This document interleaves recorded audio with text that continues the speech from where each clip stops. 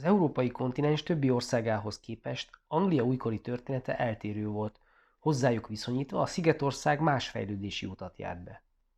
Anglia felemelkedése és nagy hatalommá válása a Tudor dinasztia uralkodása alatt kezdődött, amelynek első uralkodója, 7. Henrik 1485-ben véget vetett a Rózsák háborújának nevezett évtizedekig tartó trónviszonynak. Ezt követően családjának leszármazottjai uralkodtak Angliában, 1603-tól pedig a velük rokon Stuartok viselték a koronát. Az angol királyok, Franciaország és Spanyolország példáját követve a királyi hatalom megerősítésére, végső soron egy abszolút monarchia megteremtésére törekedtek, azonban ez a szándék egy idő után szembefordította őket az alatvalóikkal. A Szigetország sajátos gazdasági, társadalmi és politikai jellemzői miatt, ellentétben a spanyol és francia példákkal, a lakosságnak itt volt elég ereje ahhoz, hogy ezt a küzdelmet sikeresen vívja meg. A Tudor-kor kezdetén Anglia népességszáma még alacsony volt, az éghajlati viszonyok nem kedveztek a mezőgazdaságnak, a falusi közösségek önellátásra rendezkedtek be. A gazdaságnak egy olyan ágazata volt, amely a fejlődés lehetőségét rejtette magában: a juhtenyésztés. A juhok gyapjából, szövéssel és ütögetéssel vastag szövet, posztó készíthető, ami sokféle ruházati termék alapanyaga. A 16. században a kereslet rendkívüli módon megnőtt a textilipari termékekre, és ezért az angol posztóipart a királyok is támogatni kezdték. Rövidesen nem csak a nyersanyag előállítás, de a feldolgozás teljes folyamata Angliában valósult meg, ami megélénkítette a szállítást, bővítette a kereskedelmet, általánosabbá tette a pénzgazdálkodást, és a részfeladatokra épülő manufaktúrák megjelenését eredményezte. A jutenyésztésben rejlő lehetőséget az angol nemesség egy része is meglátta, ezért vállalkozó, úgynevezett gentry lett, és bekapcsolódott az árutermelésbe. A nyersanyagkészítés, a szállítás, a feldolgozás és az értékesítés az angol társadalom több csoportjának, a gentriknek, a szabadparasztoknak, a szakértelemmel bíró iparosoknak és a kereskedőknek is meggazdagodási lehetőséget kínált, akikből fokozatosan egy erős középosztály formálódott. Angliában a korabeli országokkal ellentétben a városi és a vidéki népesség is polgárosodott, a feudális előjogok szerepe pedig fokozatosan csökkent. A Tudor-korban a vállalkozások és a meggazdagodás különleges esete volt a rabszolgakereskedelem és a kalózkodás is. Az új kontinens, Amerika felfedezése eleinte a gyors vagyonszerzés lehetőségével kecsegtetett, később a 16. század közepétől a zsákmányszerző, rablóvállalkozások helyett fokozatosan a gyarmatokon megszervezett árutermelő gazdálkodás került előtérbe. A sok munkát igénylő cukornád és dohányültetvények kialakulásával megnövekedett a munkaerő szükséglet, amit az Afrikából áthurcolt rabszolgák tömegével elégítettek ki. A mai értékrendünkkel összeférhetetlen emberkereskedelem évszázadokig teljesen legális, nagy hasznot hajtó vállalkozás volt, amiből a portugálok, spanyolok, hollandok, franciák mellett leginkább az angolok vették ki a részüket. Az angol kereskedők egy kereskedelmi háromszöget alakítottak ki, amelynek első szakaszában a Szigetországban fegyvereket, alkoholt, késeket, kardokat, textileket és tükröket pakoltak a hajók gyomrába, majd Afrikába hajózták azokat, ahol az eredeti rakományt rabszolgákra cserélték. Ezután a transatlanti út több hétig tartott, a túlélőket a Karib-szigetek ültetvényeire vagy Észak- és Dél-Amerikába adták el kényszermunkásnak, majd a visszafelé induló hajók rakterét kávéval, dohánnyal, gyapottal és cukorral töltötték fel.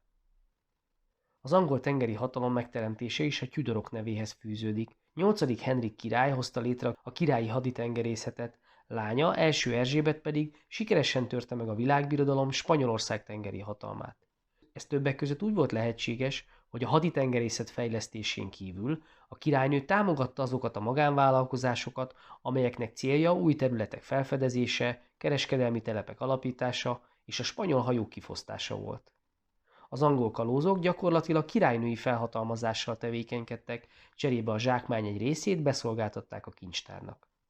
A kalózvállalkozások jelentőségét jól szemlélteti, hogy a tevékenységért lovaggá ütött Sir Francis Drake 1585-ben egyetlen expedíciójával kétszer annyi kincset szerzett, mint az angol királyság egész éves bevétele. A gyarapodó és polgárosodó angol társadalom mellett a Szigetország politikai viszonyai is egyediek voltak. A Magna Carta Libertatum, vagyis a Nagy Szabadságlevél 1215-ös aláírása óta az országos politikát és a helyi közigazgatást is egy erős rendi képviseleti rendszer jellemezte. Ez azt jelentette a gyakorlatban, hogy a kétkamarás országgyűlés, más néven a parlament rendszeresen ülésezett és szavazott az adókról, ráadásul egy 24 tagú tanácson keresztül ellenőrizte is a királyi hatalmat. A helyi bíráskodás és egyre inkább az igazságszolgáltatás a nagy tiszteletnek örvendő békebírák kezében volt, akiket ugyan a király nevezett ki, de csak a helyi birtokosok közül választhatott.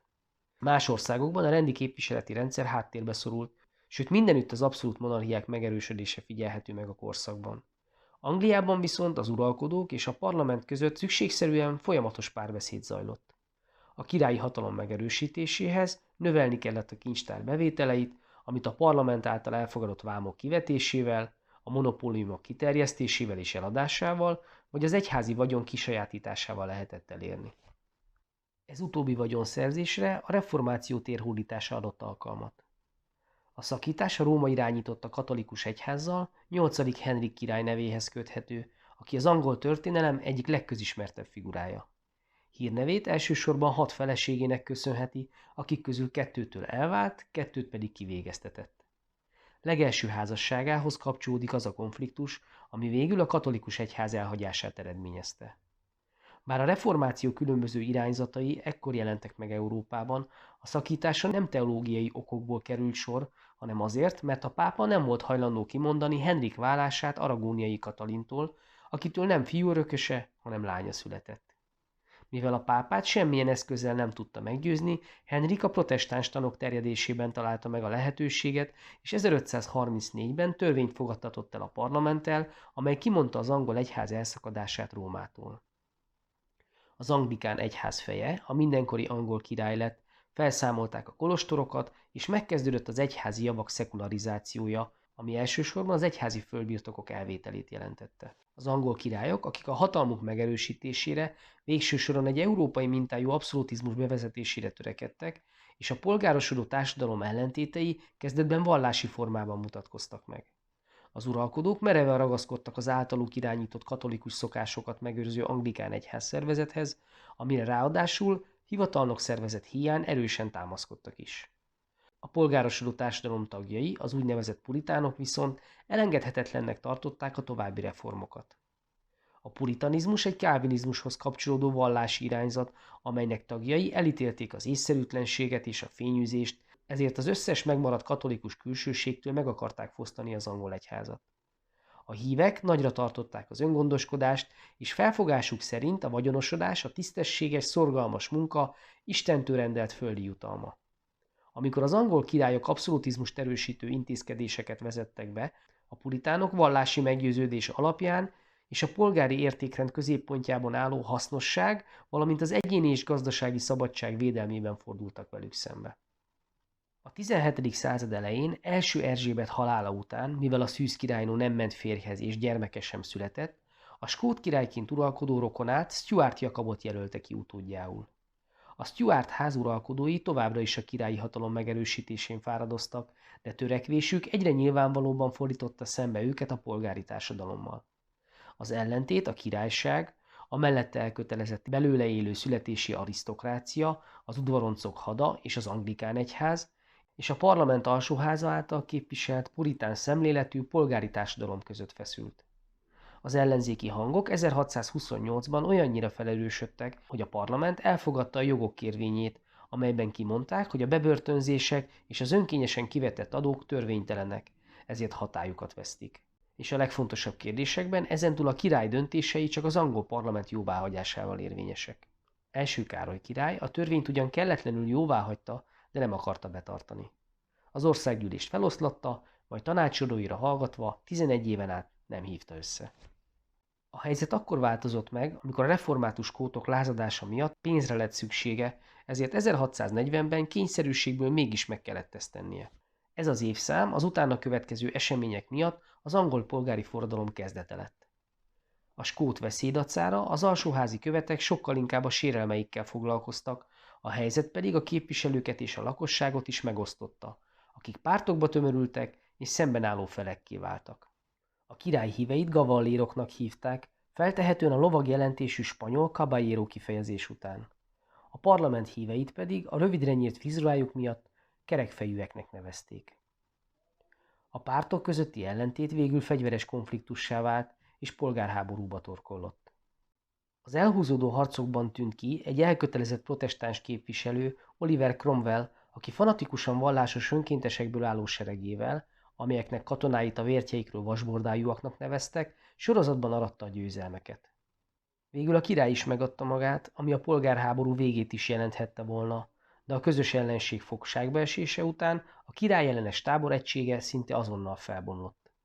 A módos gentrik és a gazdag kereskedők kompromisszumos megoldást, mérsékelt reformokat akartak. A közép- és kispolgárok a teljes vallásszabadság híveiként az anglikán egyház újjászervezését tűzték ki célul. A társadalom legszegényebb tagjai pedig a népfelség elve alapján a vagyoni cenzus eltörlését és a politikai jogok általánossá tételét szerették volna elérni. A radikalizálódó közhangulatban a mérsékelt képviselők elhagyták az országgyűlést, a csonka parlament pedig bíróság elé állította és halálra ítélte a királyt. Az ítéletet, amely eddig példanélküli volt és ezért elborzasztotta az európai uralkodókat, 1649. januárjában hajtották végre. A király halálával Anglia köztársaság lett. A köztársaság évei azonban továbbra sem hoztak nyugalmat, a rendet csak az isteni küldetést teljesítő Cromwell diktatórikus módszerei és a hadsereg tudták fenntartani. A harcedzett katonákból álló fanatikus hadsereg viszont megvalósította azt, ami az angol uralkodóknak évszázadok alatt nem sikerült. 1651-ben meghódította Skóciát, és Írországgal együtt az Angliával való unióra kényszerítette. A külpolitikai sikerek ellenére a legtöbben rémuralomnak tekintették a köztársaságot, és a királyság visszaállításában kezdték látni a megoldást. Cromwell halála után a rendszer meggyengült, a parlament pedig bizonyos feltételekkel elfogadta a Stuartok visszatérését. 1660-ban a kivégzett király fia, II. Károly a tömeg éhenzése közepette vonulhatott be Londonba, amivel megkezdődött a restauráció időszaka. A léha életet élő és élfhajház uralkodó és utódja azonban egyáltalán nem értették meg a kialakult helyzetet, és abban hittek, hogy a történtek után az abszolutizmus könnyen megvalósítható. Az angol középosztály és a képviseleti rendszer azonban továbbra is erős volt, és ezért a parlament a Stuartoknál megfelelő uralkodót keresett az angol trónra. A választás a holland helytartóra, Orániai Vilmosra esett, aki a felkérést el is fogadta. 1688-ban csapataival partra szállt, és ellenállás nélkül Londonba vonult. II. Jakab király, aki egyébként Vilmos apósa volt, elmenekült az országból. Ezt az államcsínyt, mivel vérontás nélkül zajlott, a dicsőséges forradalomnak nevezik. Harmadik Orániai Vilmos trónra lépésével Angliában létrejött az alkotmányos monarchia, amiben az uralkodónak csak korlátozott jogai maradtak. Ő nevezte ki a kormányt, amelyet a választott parlament legerősebb pártja alakíthatott meg, és ő szentesítette a megszavazott törvényeket. Az új uralkodóval 1689-ben elfogadtatták a jognyilatkozatot, amely biztosította az alapvető polgári szabadságjogokat, például a személyes, a gyülekezési, a vallási, a sajtó- és szólásszabadságot, továbbá rögzítette a parlament ellenőrzési jogát a végrehajtó hatalom felett. Az állami kiadásokat külön választották a királyi udvar költségeitől, amit a parlament hagyott jóvá. A törvényhozó és végrehajtó hatalomtól függetlenné vált a bíróságok működése, ami szavatolta a jogbiztonságot. Az állam élén álló király valódi befolyással már nem rendelkezett, a későbbiekben a két parlamenti párt, a birtokosokat képviselő torik és az iparosokat és kereskedéket képviselő vigek váltogatták egymást a hatalomban, ami egy belső kiegyensúlyozottságot teremtett Angliában. Remélem érthető volt és segített ez az összefoglaló. Ne feledd, a podcast leírásában próbára teheted a tudásodat is ezzel a témával kapcsolatban. A linkre kattintva megjelenő űrlapon az összes eddigi, ehhez a témához tartozó, egyszerű választ igénylő érettségi feladatot meg tudod oldani, és a végén a jó megoldásokat is megnézheted. Ha tetszett a podcast, akkor iratkozz fel a csatornára, ha támogatásoddal segítenéd a munkámat, akkor a leírásban megtalálod hozzá részleteket. Jó munkát, sok sikert!